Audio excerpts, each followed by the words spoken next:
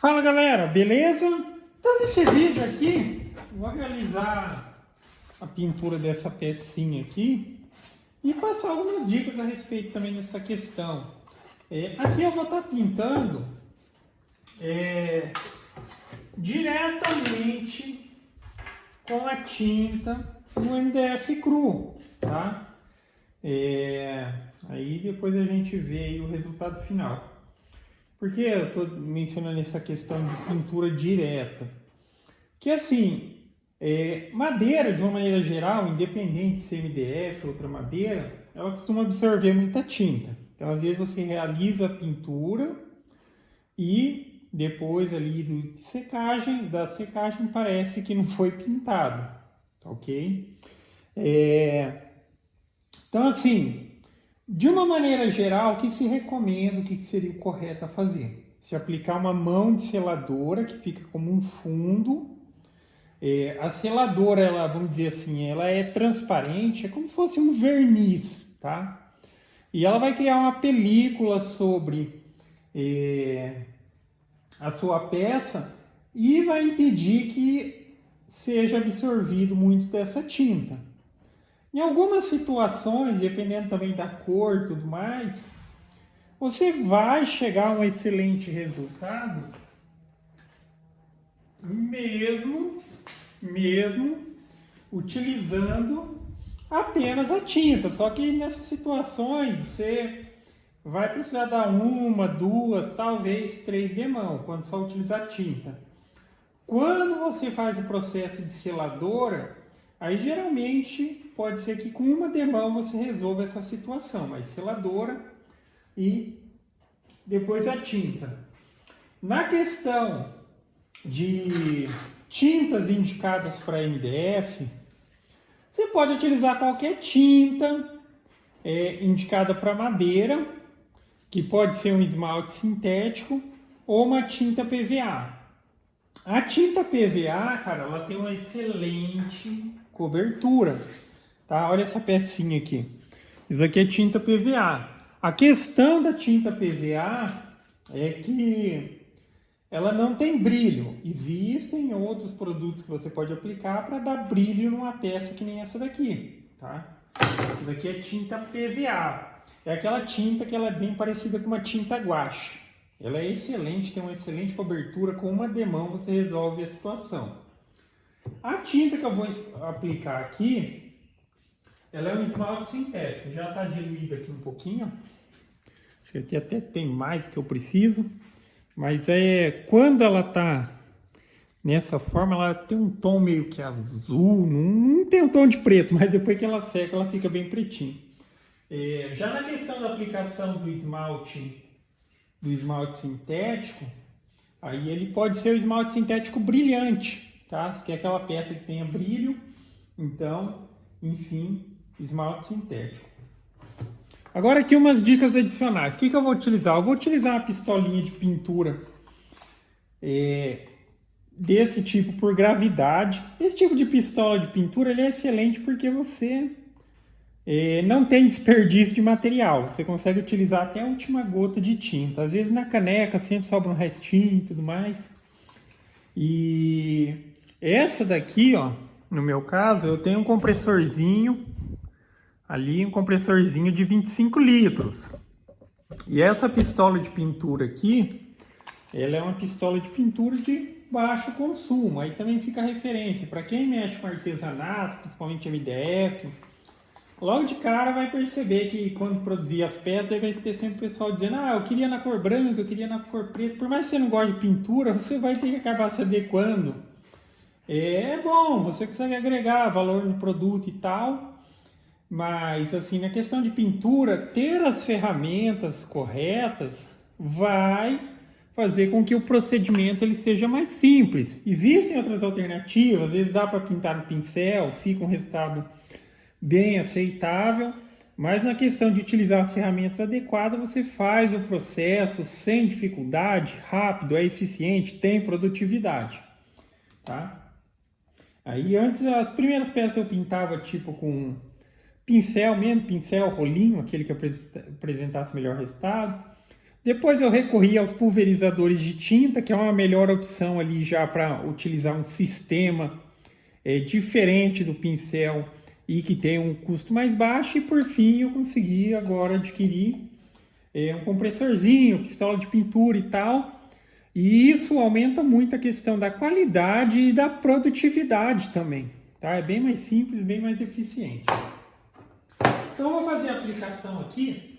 A tinta, esse esmalte sintético, é esmalte sintético base água. Quando a gente fala que é base água, quando precisa diluir, é a água que você coloca. Então, mais ou menos aqui para a pistola de pintura, se recomenda de 25 a 30% de diluição. Ou seja, para cada 100 ml de tinta, eu colocaria ali algo em torno de 20 a 30 ml de água, tá? Aí mistura bem. Se for aqui no caso aqui deve ter uns 50 ml de tinta, acho que vai ser mais do que o suficiente, deve até sobrar. Mas aí nesse caso aqui, metade da quantidade de água. Para pistola de pintura sempre tem que estar com uma diluição maior do que a aplicação com pincel e rolinho.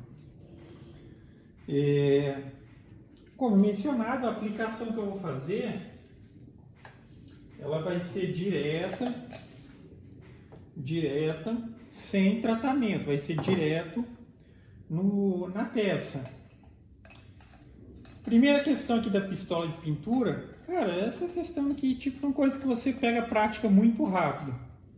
Mas sempre, na hora que você vai realizar a pintura e tal, ou é uma tinta às vezes um pouco mais viscosa e tal, é hora de fazer o ajuste.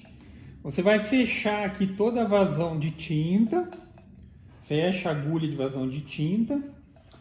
Importante que o seu compressorzinho ele esteja com a pressão indicada para a pistola. Essa pistola aqui, ela pede de pressão 20 a 30 libras, tá? Que é a pressão que vai obter ali o melhor resultado. Aqui você também fecha todo o leque. Isso daqui é o leque, digamos ali, para ter a concentração da tinta ou para fazer a abertura da tinta. É o leque que fala.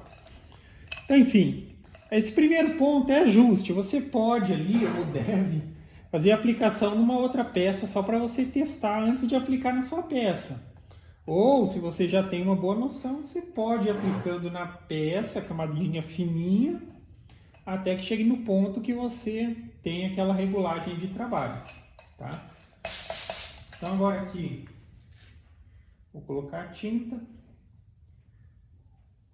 Pode acontecer que o compressor ele ligue, porque esses compressorzinhos aqui é de 25 litros, tá? Mas com a pistola adequada aqui e tal, ele tem uma certa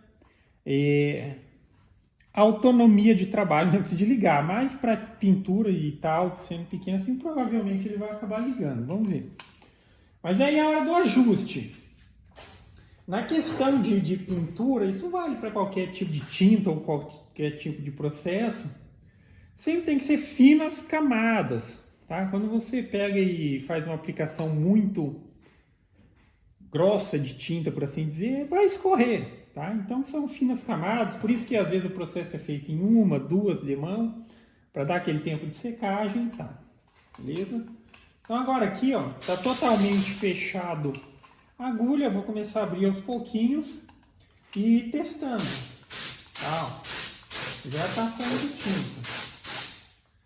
Um pouquinho de abertura que eu dei aqui no produto ou na tinta, já está saindo. Às vezes é melhor até você pegar a prática, trabalhar assim com uma cobertura menor. Depois que você pega a prática, você já consegue aplicar uma demão um pouco mais grossa, sem escorrer. Mas até você pegar a prática, vai testando, tá? Sempre trabalhando assim de maneira mais conservadora, tá? Como é uma peça pequena, aqui eu estou trabalhando até com leque fechado. Mas leque fechado, por exemplo, quando falo, observa aqui, ó, só uma bolotinha. Se você abrir aqui, ó, aí ele já fica mais de pezinho assim e vai aumentando. Só que sempre tem que andar em conjunto. Abrir o leque, às vezes você precisa abrir um pouquinho mais a tinta, ok? Na questão da aplicação direta, como eu já estou fazendo aqui, ó, pode ver, é difícil, digamos assim, quando é direto na madeira, não teve tratamento nenhum, ele ter uma uniformidade na absorção. Vai ter lugar que vai absorver mais a tinta e menos. Então, por isso você tem que dar sempre finas camadas, porque nessa situação a própria tinta ela vai se transformar numa seladora, só que você precisa aplicar, esperar o tempo de secagem, depois aplicar, esperar o tempo de secagem. Quando não utiliza seladora, geralmente vai ser de 2 a 3 demãos. Com seladora, às vezes com uma resolve e no máximo 2, já é certeza, mas sempre dando tempo de secagem entre as demãos.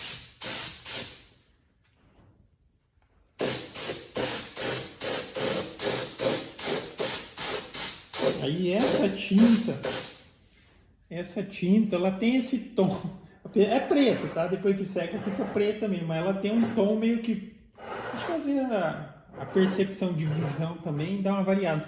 Mas eu vejo ela como um azul, um roxo, não preto, mas na hora que ela vai secando, aí sim ela fica com aquela tonalidade de preto.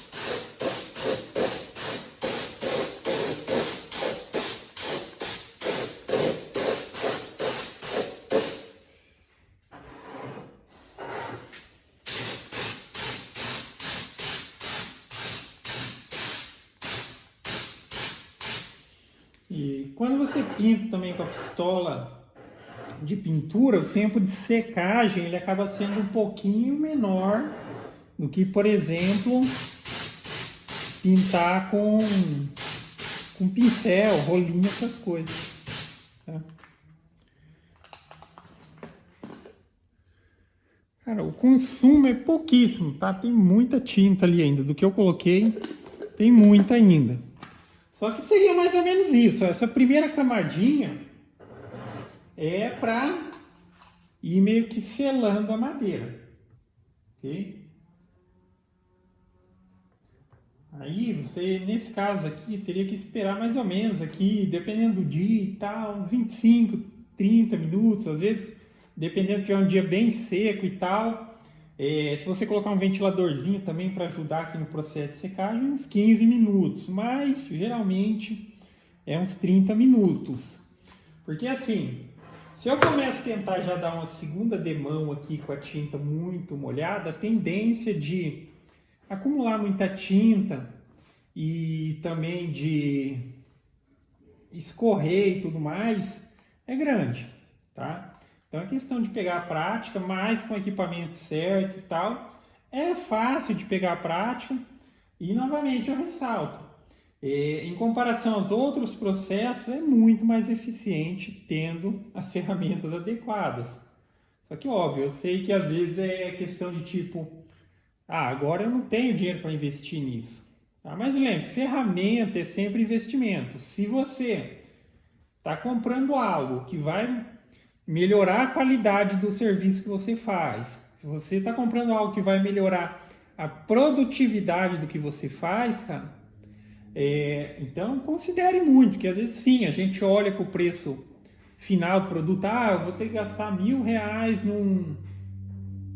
num sisteminha ali, num compressorzinho básico, uma pistola de pintura e tudo mais. Só que daí você tem que pensar também pelo lado, eu produzo ali na hora de fazer a pintura, eu conseguiria fazer, vamos dizer, 10 peças por hora. Aí eu invisto em comprar um compressorzinho e tal, e eu consigo produzir 20, 25, entendeu? Então, aí aquilo lá que às vezes a gente olha como valor e é caro, não é tão caro assim não.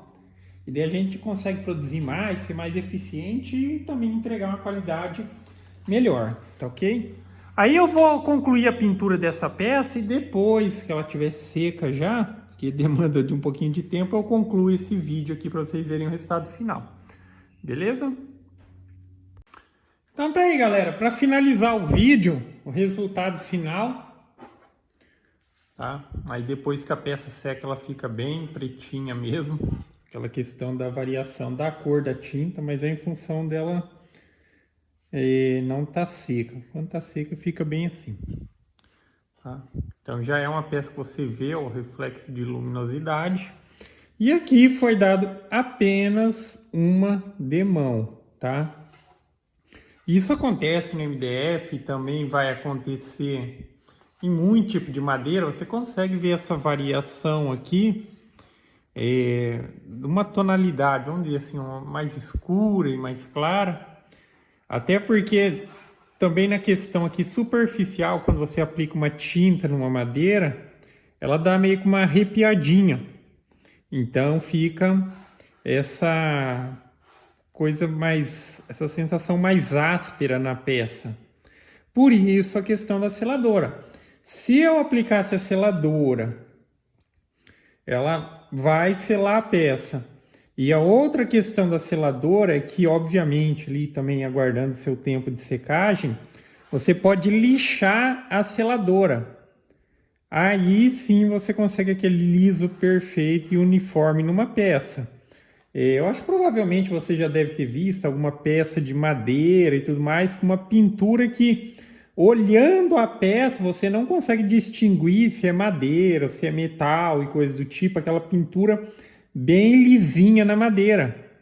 Por quê? Foi aplicada a seladora e depois lixa a seladora também, tá? Aí ela já faz duas questões. Ela sela a madeira para não ter absorção de tinta e ela uniformiza a superfície. Daí, se você quiser bem liso mesmo, você vai pegando lixa de uma granulatura ou de um grão maior, tá?